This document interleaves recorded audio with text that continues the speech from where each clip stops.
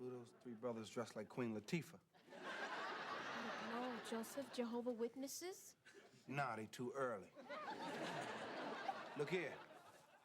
I don't care what you brothers are selling. Take your humpback dog and go on about your business.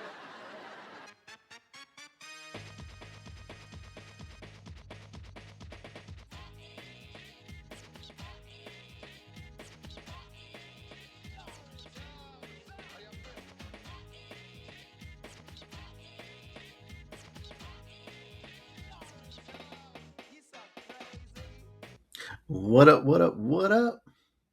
Welcome back to The Fifth Flow, where we review all things about that phenomenon in the 90s called Martin. And in this particular episode, we're going to answer some questions on here. What award-winning actress appeared in this episode as a strange little 6-year-old girl? Also, we find out some background on Sean's family life. And did we get a hint at Tommy's real job on Martin? He had a job, bro. Just so you know. All those questions and more on this particular episode. Here, we're going to go and actually review I Saw Gina Kissing Santa Claus.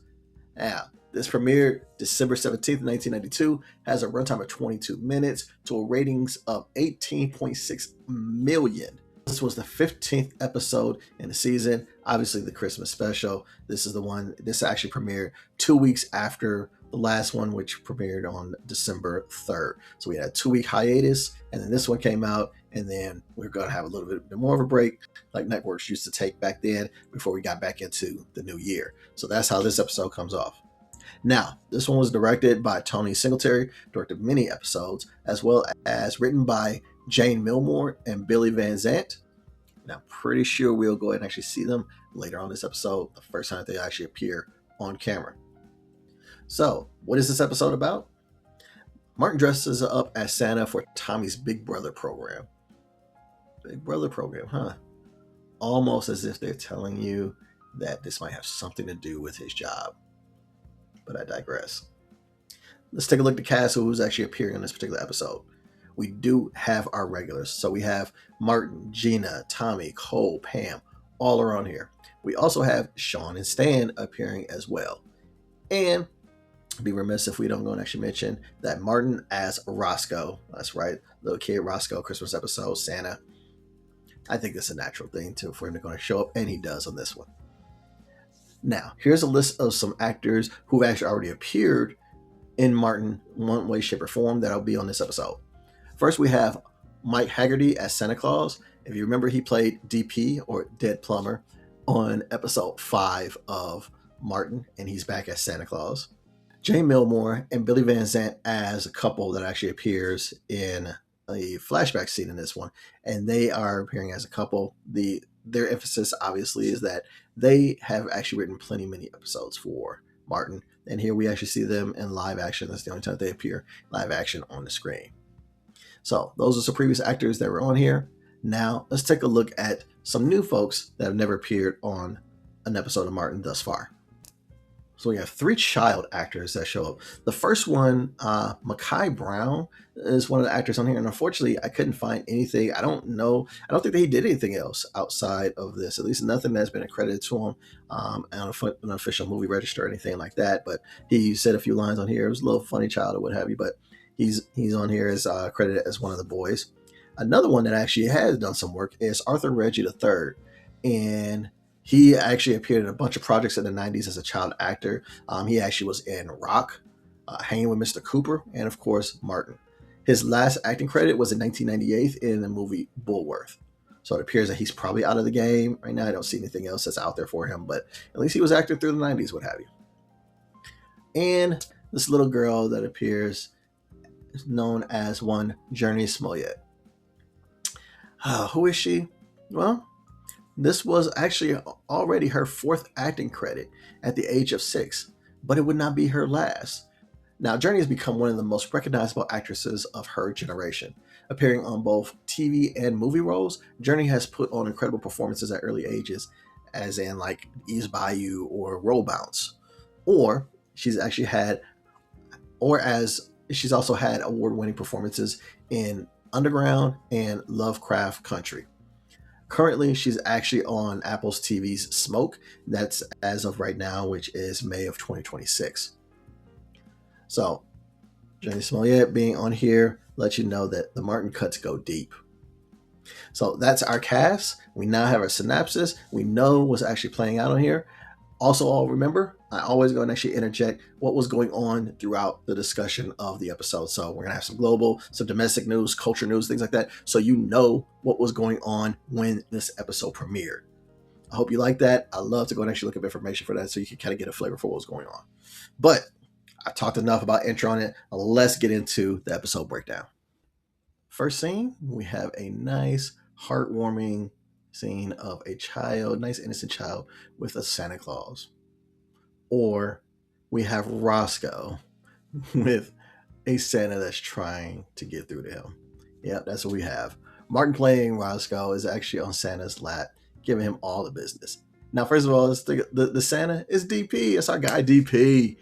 Dead Plumber, baby. Yes. And seeing Michael Haggerty in this role warms my heart, because I don't remember that I knew that he was Santa Claus, but I was happy to see that he had this role on Martin on there. So that was great. And you actually kind of wonder if it is actually the same character. He's kind of getting some money and things like that for this, but I digress. It was actually great to see that, because this is a Santa that gets all the kind of smart remarks from Roscoe, and he actually gives it back to him just as well. Like, hey, kid, keep it going. Let's get up out of here. I'm getting paid $4 an hour to go and actually deal with this. And that's minimum wage back then, right? Some of y'all don't realize, like, yeah, we was making peanuts back then. And just the back and forth that Roscoe disrespecting Santa and all this kind of stuff there, it was great. And ultimately, Santa ain't having it. He's going to go ahead and actually, eventually get Roscoe, and he actually accidentally on purpose pushes him off his lap. And of course, Roscoe is down on the ground, and he's still talking ish, but DP don't care. He's like, next, let's get the next kid up here. Boy, get off me. Get off me, you little... Oh, that's why you only work one day a year and Mrs. Claus is on welfare. Next. So that's what we get. So instead of an actual monologue, we get that first scene. And I will say that was actually pretty entertaining in there, and I like that.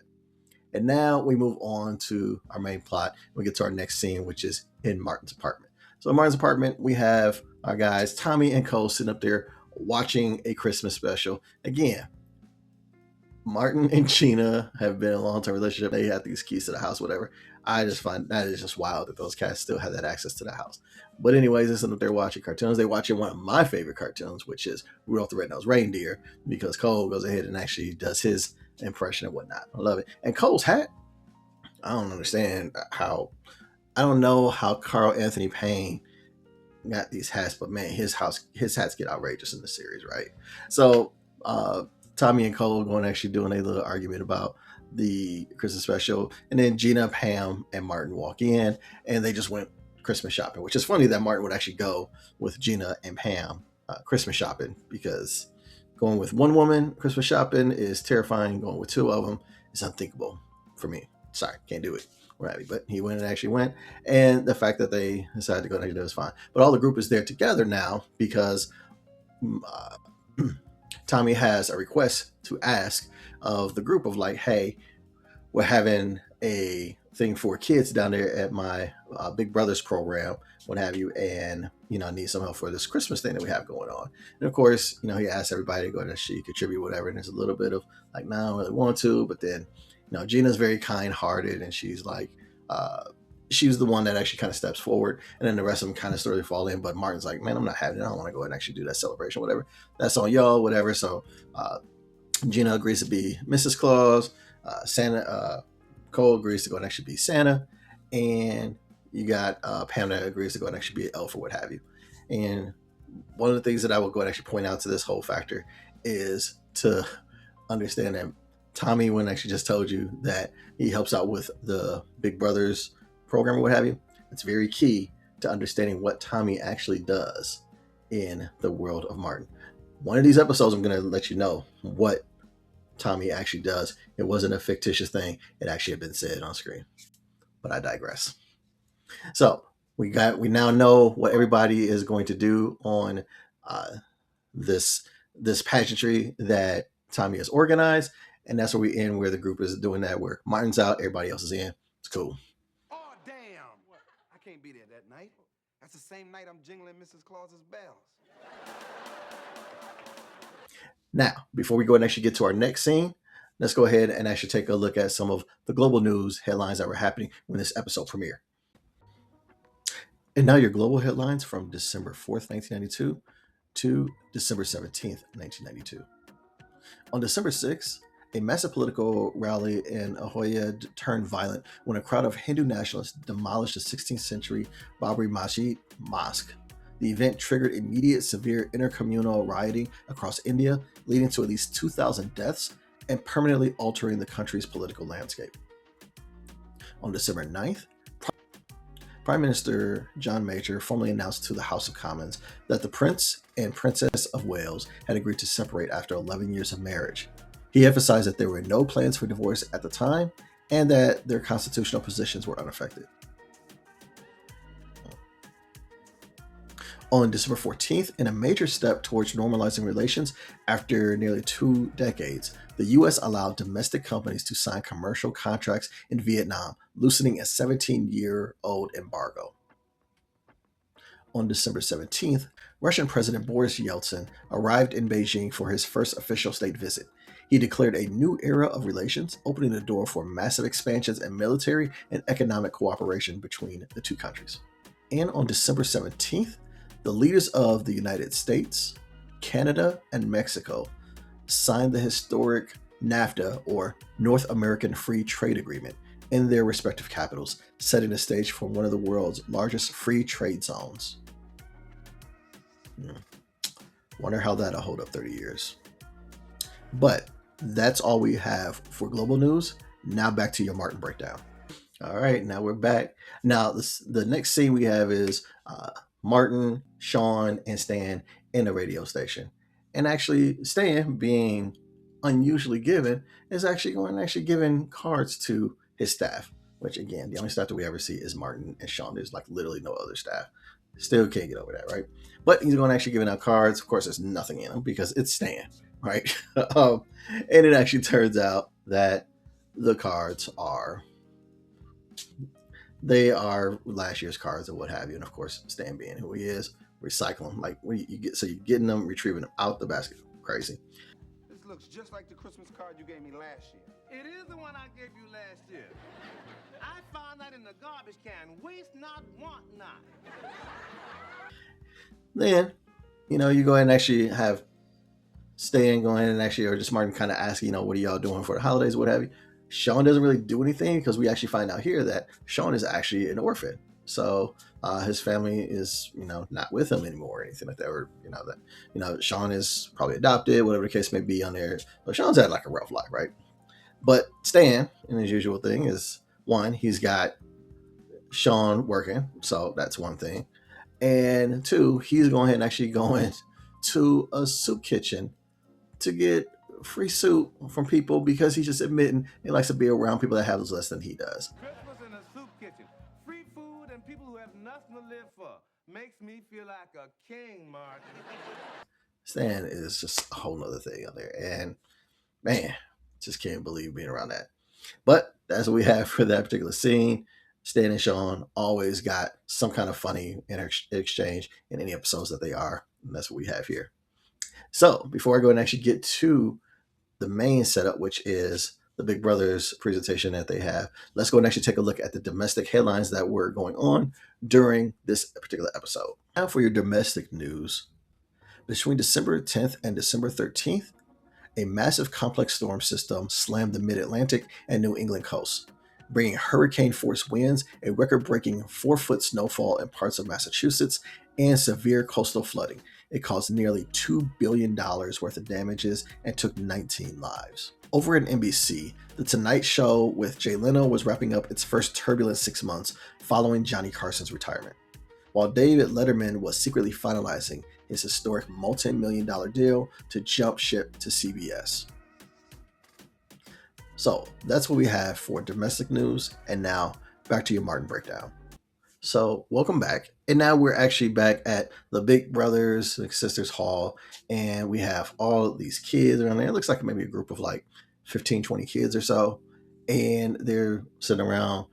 And Gina is the one that is trying to entertain them as dressed up as Mrs. Claus.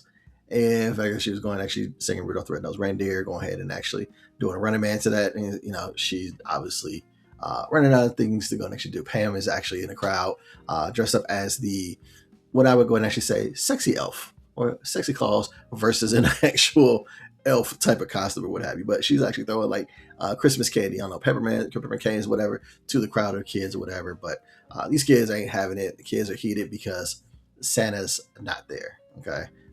It's not happening. Cole is running late. And this is actually turning into a thing because kids not seeing Santa, the main highlight for any type of secular Christmas or whatever, is really going to go and actually get kids thrown out there. So as the kids are voicing their displeasure, what have you, we actually start highlighting some kids that are really like the vocal ones that are doing stuff. So we have like these little boys that are actually saying a couple things, but the highlight of it is this little girl who just says some of the craziest and weird things. And of course, this little girl is a 6-year-old that we have actually come to know and love as an actress. That's Journey Smollett, and just absolutely delivering some crazy lines throughout this entire thing. And it's a hilarious little thing in there. Santa's just running a little late.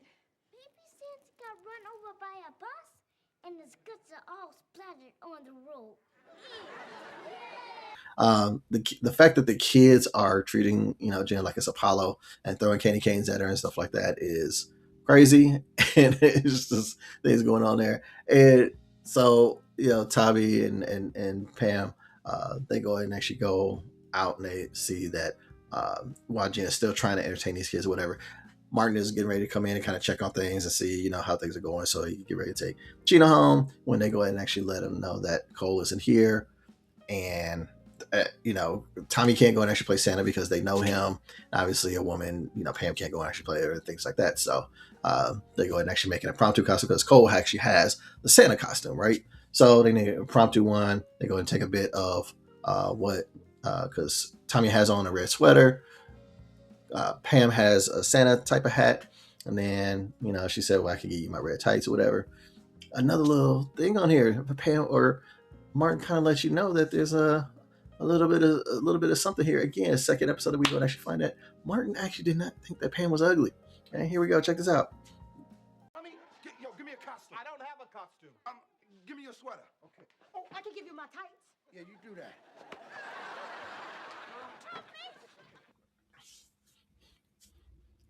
So now, just saying.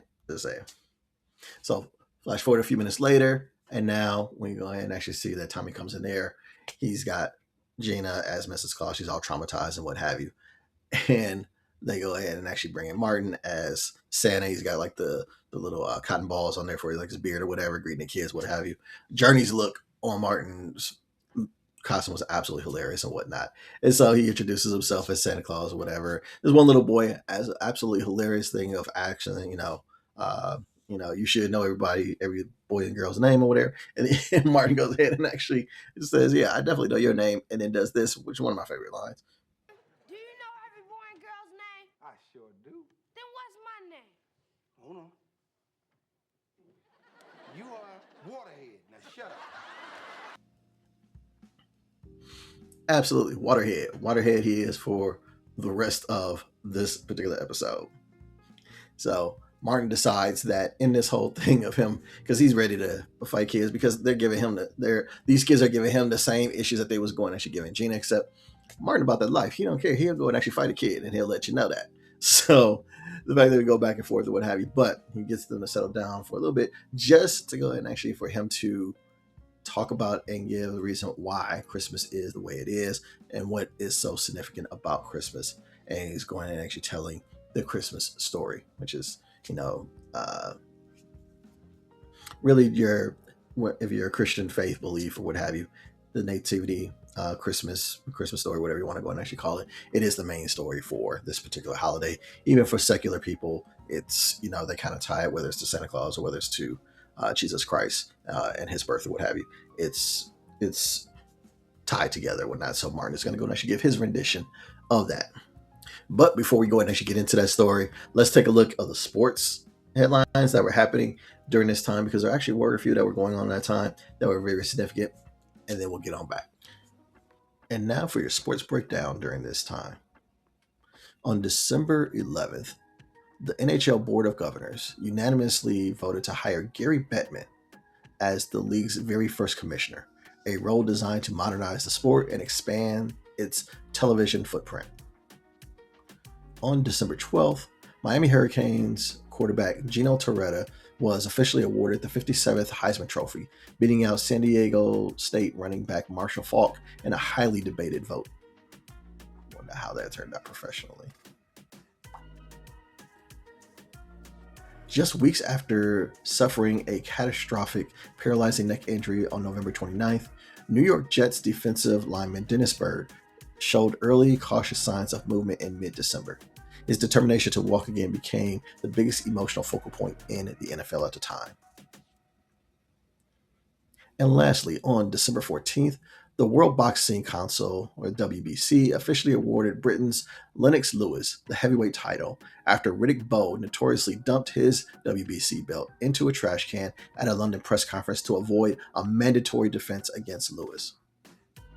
So that was going on in sports. Now back to your programming. So we're here. You have Martin going actually talking about a Christmas Story, and it's Martin in this flashback of going back to Bethlehem, roughly about 2,000 years ago. We have Martin playing the role of Joseph, Jesus' father, Gina playing Mary as the mother of Jesus, and they're trying to find that inn in Bethlehem. And it's actually fun to go ahead and actually see Sean play something outside of his usual role or whatever. In this flashback scene, he's actually the inn at the innkeeper and saying that he doesn't have any room at the inn for this couple. And he actually is playing it, and they're insinuating that this innkeeper's a little bit racist and whatnot. I found it actually hilarious that Martin says that when he's looking at if he has a reservation or anything like that, he's like, all right, so Sean asks him, what's your name? He's like, Joseph. Joseph. What's your last name? No last name. Just Joseph, man.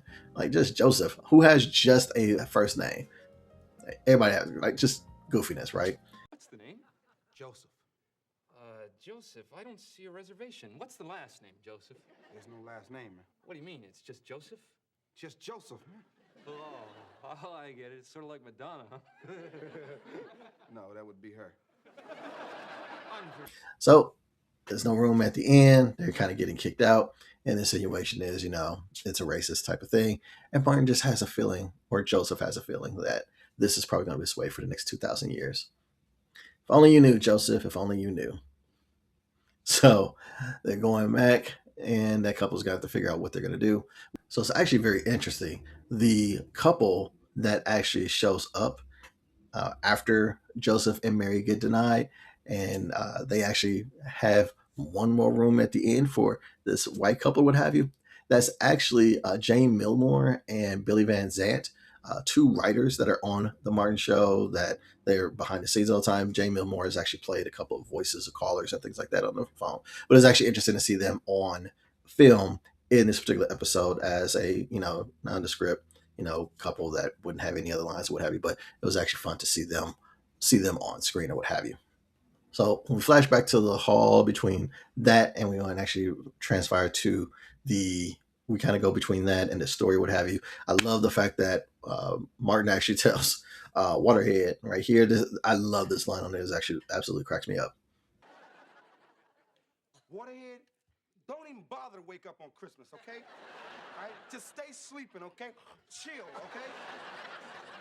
All right, just lay in your dribble and let it marinate. Yeah, don't even bother. You're just a bad kid. Yeah, just don't even wake up. It's done. What have you, right? Just absolutely cracking up. So as we go and actually flash to the story, and Martin is telling about the three wise men. Of course, the three wise men are Tommy, Cole, and Stan are the wise men. And of course, Tommy delivers one of his classic lines of, instead of Cole, you stupid. Never mind that. Whose big dog is this with the hump on his back? Obadiah, you stupid. Absolutely hilarious, right? And so they're wandering the deserts and everything as Martin is telling the story that these three wise men are wandering there and there. Actually wondering like, hey man, we should have stopped at a gas station, whatever. Like just the modernization of the mix of modernization and the back in the day that Martin Claus is actually mixing with the story is ridiculous. Because they have like sunglasses, they're talking about camels, talking about gas station, they talking about looking large on this guy, like just all kinds of ridiculousness that they mix in with all the story on there as they kind of back and forth tell the story. But eventually, the three wise men will go ahead and actually find the Star of David, and they will come upon where Mary and Joseph are having Jesus. And we all know the story, and we know that that's going to go and actually be a thing, right? But as we go and actually flash to the school, as we now see that Cole has actually reached the school now. Now Martin has kind of got them engaged with the story. And he's dressed with Santa. He's got the second bag, whatever. But the kids are quiet now. So now we go ahead and actually, no rush or anything like that. We can let the story go and actually finish itself out. So we flash forward. And as the three wise men come up on Joseph and Mary, they go and actually have reverence for, the baby Jesus or what have you. And I love how Martin as Joseph is kind of like saying like, hey, who are these three brothers that are dressed up like Queen Latifah? Come on, man. He's stupid. Queen Latifah. But then I kind of get it because you got the big earrings, they got the gold all over. But like that. There's a lot of good religious modernization, stereotyping jokes that are intertwined within the entire biblical, nativity story, whatever. And it actually is well. They throw some nice little jokes in there. They're not like haha. They're more like a little bit heady jokes if you kind of know the story or whatever. But it actually, it's well written that they got some jokes in there. And I like that. So the fact is, the three wise men go and actually show reverence give their offerings to the baby Jesus. Mary and Joseph kind of invite them in. The fact of they now proclaim that he is the king. And as we flash back to the Big Brother's Hall, there, finishing up the story, the kids like that. And little Journey Swinghead even goes ahead and actually has this precious scene with Santa Claus. Man, that was a deep story, Santa Claus. Give me love. Now look, I'm gonna get you help, okay? Oh, isn't that nice? And so before we flash back to the next scene, let's take our last look at the culture that was going on during this episode's premiere. And let's take a look at the music and movies that were popular during this time. And then we'll take a look at our final scenes. Your top 5 on the Billboard music charts.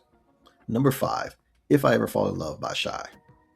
Number 4, I'd Die Without You, PM Dawn. Number 3, How Do You Talk to an Angel by The Heights. Number 2, In the Still of the Night, Boyz II Men. And number 1, I Will Always Love You, Whitney Houston. And now, that's your music. And now your top 5 movies during this time frame. Number 5, The Distinguished Gentleman. Number 4, Aladdin. Number 3, The Bodyguard. Number 2, Home Alone 2, Lost in New York. And the number 1 movie in America at the time, A Few Good Men. That is your movie news. We now see that the kids have accepted the story. They like the story. Here, Pam will actually give it a rendition of Silent Night. And Pam, very much like Tisha, they both are excellent singers. So her getting this little bit of time to go and actually flaunt that voice really is a good opportunity. And we like that. So as we finish the song and everything like that, Nicole comes in as Santa Claus. Ho, ho, ho, Merry Christmas. Santa Claus here. He's got the toys. And we think everything is saved or whatnot. But then Waterhead got to go ahead and actually bust the whole bubble and say, like, wait a minute. If he's the real Santa, then who is this clown? And the kids turn on him, and little precious little Journey flips on Santa, and oh snap, they are about to get mobbed. Don't have. Come on, everyone. So Santa gets mobbed, and that's where the episode ends. There actually is a post-credit scene where you actually see the entire cast there with the kids, all singing Christmas carols together, what have you. And so that's really a joy, and that comes and that's where the episode ends. So that's the end of the episode. I saw Gina kissing Santa Claus. So what did I think of Martin's first TV special, Christmas or what have you? Obviously, every sitcom has to have that. And I will say it was good, not great. It wasn't super hilarious or funny. I think the jokes that they wrote in there for the most part were, I don't want to say that they were heady, but it was almost like if you have some knowledge of Christmas nativity, the Christian faith, or any of that kind of stuff, it was actually kind of funny. The aspect of like Roscoe in the very beginning with DP, I think that set up a nice little foundation of it being funny, you know, set today's society. The fact that Martin was in his character saying like, I'm not going to go and actually do any of this thing with the Big Brothers thing. That doesn't matter to me. The rest of them going actually volunteering. The kids that they had, kids were hilarious. Little waterhead dude he was a little bit too bad in my estimation on there if he was like a kid that I had to watch over, what have you. But he was funny. A little Journey Smollett of her appearances. Like I said, this was like her third or fourth credited role already at the age of 6, and she was a hilarious little precious little girl, absolutely funny. The story that they were telling between dealing with the kids and doing, you know, the actual nativity scene and things of that nature was funny. Again, mixing motifs of like modernization and back then or what have you was funny, weird, kind of amalgamation of different things in there. Some of it was funny, some of it fell flat, whatever. But overall, I liked the attempt with it, and the flashback to those kids again made that more bearable. So overall, I would say this is kind of like a mid-tier type of episode. For me, it's definitely not like a ha-ha, like I would put it up there with some of the bigger episodes of season 1. It would probably be, you know, I'd have to look at it, but like a middle of the pack, maybe a little bit below the average episode. Because while it had some funny parts to it, it wasn't like I was busting out laughing to this, but it was still entertaining. Caught it, all that kind of good stuff. But yeah, that's about it for me and this particular episode. So do me a favor, if you stayed this long, obviously I thank you. I really appreciate you. Do me a favor down below. Did you know that was Journey Smollett? Have you gone back and watched the episode and seen that was her? Be like amazed or what have you? What do you think about Pam singing? I really like that she had on there. DP coming back as Santa. I really like that on there. And just overall, what did you feel about this as being a Christmas special, his first one or what have you? What did you think about this overall? Like, share, subscribe, all that kind of good stuff. You know how I do. And I really thank you guys because this channel is getting a lot of attention now. And I will continue to go and actually do it as long as you guys keep on enjoying and liking and consuming this or what have you. We're still going to go and actually bring more and more of the Thursday night lineup. Because after Martin, you know, there's 2 of the shows at some point we're going to actually start include on this, and it's going to love it. But that's all I have for you today. Dang, there's just only one thing left. I can't help it. It's a Martin episode, so. I've been waiting to say this all year, and I'm gonna say it. And this is a good time.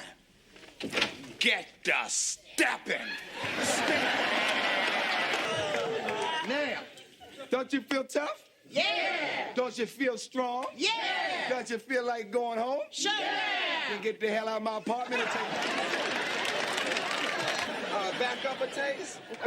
Just a taste. Just give me some room. Hey. Okay, the door's gonna slam about now.